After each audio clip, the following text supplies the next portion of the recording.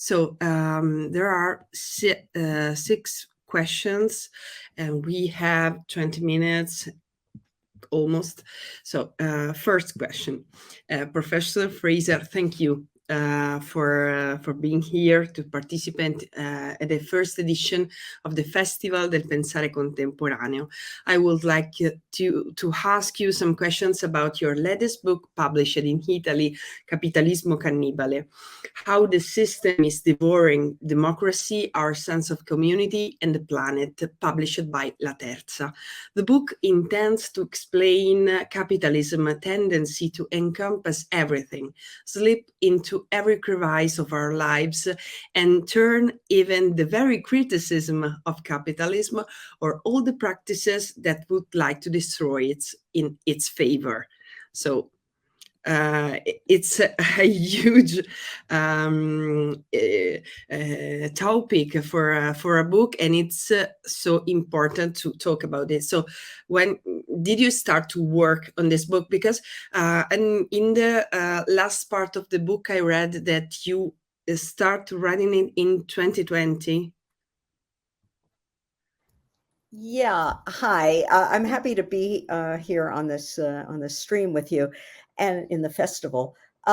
No, I've been sort of working up to this book for a long time, and as early as 2015, I think, I started publishing articles that were, let's say, preparatory studies for the book. And the sort of guiding idea was that capitalism is not simply an economic system, which is how it is often understood. Rather, it is what I called an institutionalized social order, meaning a kind of total social system that has many moving parts. The economy is one part, and a very important part, certainly. But the economy has a number of background conditions, institutions that are not officially part of the economy, but that support it and that are necessary supports for it. For example, the family, for example, the state, for example, non-human nature, which supplies, all the raw materials and foodstuffs and so on that we need to keep workers and machines humming. So I began to think about capitalism as a social system that put the rest of society at the mercy of the economy, that essentially authorized and incentivized powerful economic actors, investors, large corporate managers, and so on. It authorized them to, in effect, help themselves to whatever they wanted outside the economy from nature, to the caregiving and child raising and worker sustaining work of women in families and of other social reproduction workers in schools and hospitals and healthcare system, to help themselves to all of that, as well as to the public goods of the state and the regulatory capacities of the state, to help themselves with no responsibility to replenish what they take, to pay for it, to repair what they damage, which, of course, in the case of nature, now with climate change, we see how destructive all of that is. So this, I decided, was a very perverse social system, and one that was self-destabilizing, that tended to destroy its own conditions of possibility. And that's why I called it cannibal capitalism, because it is cannibalizing families, state capacities, public powers, the wealth and health of racialized populations whom it devastates in an especially predatory way, and of course, non-human nature. So this idea I've had in the back of my mind for quite a number of years, probably around 8 years, and have been slowly working it out for each of those different domains, how the cannibalization works in each case. Thank you. please. Okay. Like you said, the book also talks about feminism and the relation between feminism and class. And in Italy, there is a debate about that because there are various positions regarding this, and your position is very clear. You have expressed it in previous books and conferences. But I am asking you again this question. Does a feminism without class struggle risk being ineffective? Well, I think it can be effective, but it will benefit only a small and privileged stratum of women. And it's very good, for example, that in places unlike the US now, where liberal feminist struggles did succeed in winning abortion rights and some reproductive rights and equal pay. These are all good things, and any feminism needs to support them. But the problem arises when the idea of what sex or gender equality means is too narrow. When we are essentially saying it's good enough if women are equal to the men of their own class and race. That's not good enough, because in a highly unequal society, very class stratified, racially stratified, that means that the overwhelming majority of women, their equality is at a very low level, in some cases not adequate to actually raise a family and have a decent life, and so on and so forth. So that's one problem. It only benefits a few and not all women. And I think feminism should benefit all women. Secondly, the problem is that this posture, I think of this as sort of liberal meritocratic feminism, individualistic feminism. This kind of feminism ends up in political alliances that cause a lot of pain for the rest of society, including the overwhelming majority of women. This kind of feminism allies very easily with liberal, neoliberal forces that are destroying the welfare state, that are cutting back supports for families and social services. We've seen this in the United States where liberal feminism became part of what I called progressive neoliberalism, the Clinton-Obama wing of the Democratic Party. We saw it in the UK, where that kind of feminism became allied with Blairism, the so-called New Labour that really harmed the British working class, including British working class women. I guess in Italy, maybe I don't know as much about Italian politics, but I think of Mario Draghi as maybe the main representative of this progressive neoliberalism.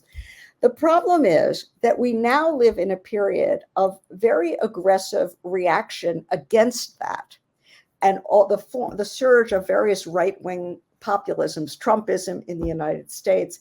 I don't know what to say about the Giorgia Meloni situation in Italy. I'll leave that to people who know more. But basically, huge masses of people blame feminism, blame LGBTQ politics, trans rights politics, all of that, as they call it, wokeism, the elite wokeism. And this has turned large sections of poor and working class people who should be the allies of feminist struggles against us. So not only does it benefit the few, but this kind of feminism contributes to a very dangerous political situation. And I think it's time for feminists to make a choice. Are we for the 1%, or maybe we could say even the 10%, or are we for the 90% or the 99%? We have to throw our weight into a very urgent effort to, sort of redo the whole system of political alliances. We have to join with labor unions, with climate activists, with anti-racist activists, and in a kind of a new kind of feminism that is very sensitive to class. That doesn't mean we reduce what we say to old-fashioned class politics, which were male-dominated, but it means that we become class sensitive and develop a new class politics that is pro-feminist. That's what I would say. So something similar. It's so close to my next question, because something similar applies. You said it, to the relationship between class, economic system, and racism. What is your position on the current debate on identity politics? Do we really have to choose between civil rights and social rights? Your book and your words seems to me, on the contrary, to be an attempt to keep all this together, but in a complex way, not to in a simple. It's not simple. It's complex, but it's huge, and we have to make this attempt. Yes, that absolutely is my position. What I would say is that the things that you mentioned, civil rights and social rights, and we should add political rights, these three forms of rights are completely codependent. You can't have real civil rights if you don't have the material and social resources that you need to exercise them. You can't have real social rights if you don't have political rights to organize and fight to expand and protect those rights. These rights are all interdependent, and the idea that they could be separated is very problematic. Having said that, I would say that the term identity politics is one we need to be careful about. It is it's often misused, and it becomes the catch-all term for all concern with racial inequality, all concern with gender inequality. That's all dismissed as mere identity politics. That's not how I understand identity politics. Concern with racial and gender equality is absolutely essential, even to having real class equality. These two things are interdependent. If you care about workers, you have to, and labor rights, you have to also care about the work of care and of social reproduction. You have to care about the sort of let's say, degraded forms of menial sub-work that racialized immigrants are pushed into. If you don't care about those rights, you will actually end up undermining the more familiar traditional forms of labor rights. So the point is that that's not identity politics. These are absolutely essential forms of politics. Now, there is a kind of identity politics that I would say is problematic and that we need to be careful about. And that is a one-sided stress on sort of, let's say, the interpersonal, what are sometimes called microaggressions, cultural issues that are disconnected from socioeconomic issues. If that's what we mean by identity politics, then I think there is a problem. And I would say that a lot of anti-racism in the United States, I'm less sure about Italy, has this moralistic tone about policing people's language and stuff like that. And that is the kernel of truth in the right-wing attack on wokeism, is this moralistic policing of interpersonal relations, where, you know, it's one thing on sophisticated university campuses where people are educated into the absolute correct words to use, but for the ordinary mass of working class people who are not privy to these discussions, they are rightly concerned about the kind of moralizing condescension and policing of their behavior.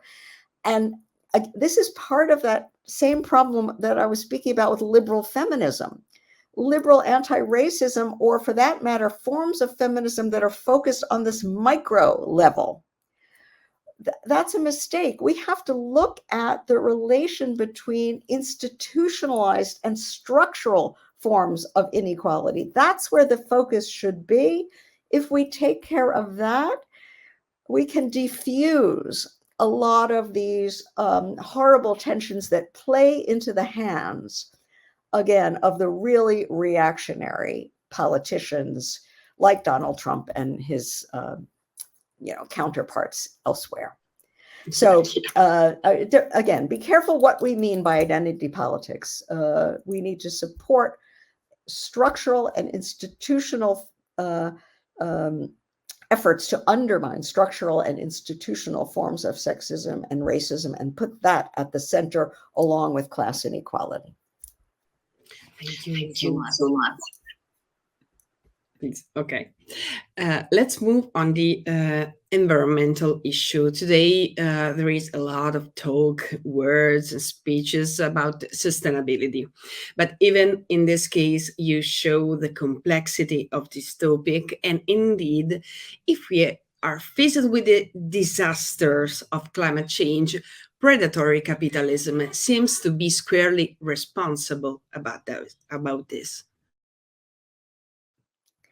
Yes, I've just been listening to the radio here and regretting the fact that I'm sitting in a beautiful place in Vermont on a mountain, while all my comrades in New York have been engaged in the biggest climate demonstration and march in many years, with tens of thousands of people. And I've been listening to the reports about this, including the last speaker at the march was AOC, Alexandria Ocasio-Cortez, whom I think many of your audience will know as a very important left-wing politician in the U.S. Congress from the Bernie Sanders wing of the Democratic Party. And she says, "We are not fighting to replace fossil barons with solar barons. Energy must become a public resource, a public enterprise, a public property, so to speak." And I thought that was just so fantastic, because it gets us to this issue you were raising. I think we can fairly say now that the struggle to prove that climate change is real and is caused by human action, and especially by the fossil fuel industry, I think we've won that fight. There are a few denial people, but they're fringe and marginal. But now the question is, what politics do we do to deal with the situation?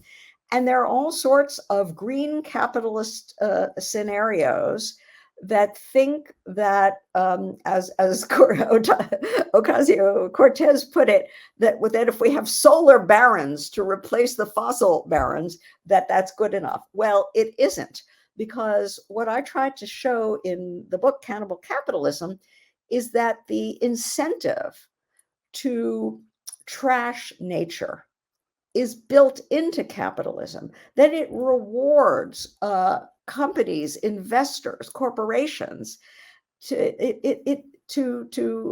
destroy nature and have no obligation to replenish it.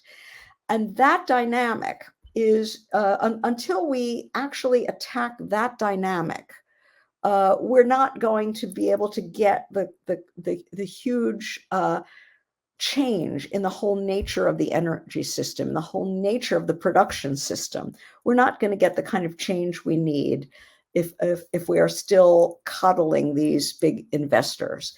So I think that the most important thing for climate change politics now is to try to sort of draw a line between us and them, between the investors who want to take us down the path of green capitalism and those like AOC who understand that really a lot of the energy industry, just for example, but also perhaps the food industry, that the whole food system, we can't turn this over to the corporate interests.